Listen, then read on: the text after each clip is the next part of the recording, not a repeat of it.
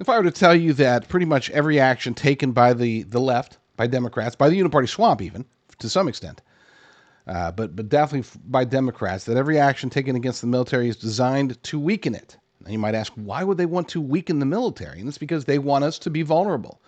I wouldn't say that they necessarily want us to be destroyed or taken over, though that's not out of the question. I would say some of them definitely do.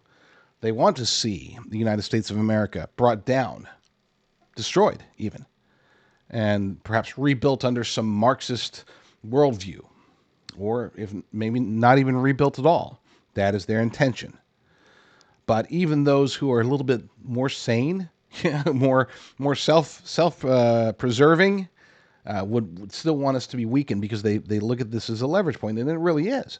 One of the reasons that the United States has been able to maintain its supremacy is because of its military supremacy.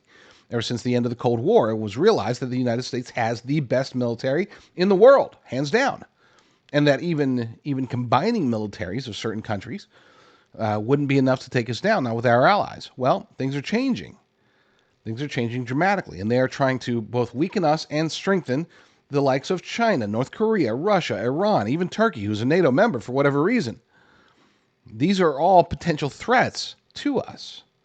And they need to not only lift those ones up, but they also have to take ours down. And it's not just about the wokeness aspect of it, though I would argue that ever since the Obama years, that has been one of the primary ways to try to weaken and destroy our military is through wokeness, through LGBTQIA plus supremacy, through focusing on, we need to have a kinder, gentler military. It's like, no, we need war fighters. Duh. It's a military. These are war fighters. These are people that are supposed to defend us through lethal force, not through kindness. But it's worse than that. They are also trying to affect us, our military, from a physical perspective. There's an article came out over at justthenews.com. Pentagon funds alternative meat proteins from fungus for military food to meet sustainability goals. There it is, sustainability. I could do an entire series of shows about how sustainability and the whole climate change con is designed to destroy the United States of America. That's literally its singular goal. It has nothing to do with preventing global warming. It's all about the economic and physical destruction of the United States of America. But we're not going to talk about that today. According to the article, the Pentagon is funding alternatives to meat protein, which includes using fungi for food for U.S. service members as part of the White House's sustainable bioeconomy agenda. The Department of Defense is focusing on investments into fungi protein as an alternative to animal protein after initially seeking to fund lab-grown meat earlier this year in an effort to reduce carbon emissions. Critics have pushed back on such initiatives, arguing that they are negatively affecting the military. You think? Here, have this mushroom burger. That'll make you strong. Anyway, in November, the DoD announced that it has given 34 awards totaling $60 million to bioindustrial firms under the Distributed Bioindustrial Manufacturing Program, yada, yada, yada. The program is part of Joe Biden's Executive Order 14081. I want you to listen carefully to this name. Advancing biotechnology and biomanufacturing innovation for a sustainable, safe, and secure American bioeconomy. Now, look, I'm okay with a sustainable military. I'm also okay with a safe and a secure America. Once you start throwing in bio into everything, it really changes the meaning. Let's read that without the word the prefix bio on three of those words. And you tell me if this sounds good. Advancing technology and manufacturing innovation for a sustainable, safe, and secure American economy. See, that makes sense. Once you throw in biotechnology, biomanufacturing, bioeconomy, all of a sudden, everything gets spun on its head. None of that makes sense anymore. It's all doublespeak. It's all about weakening America.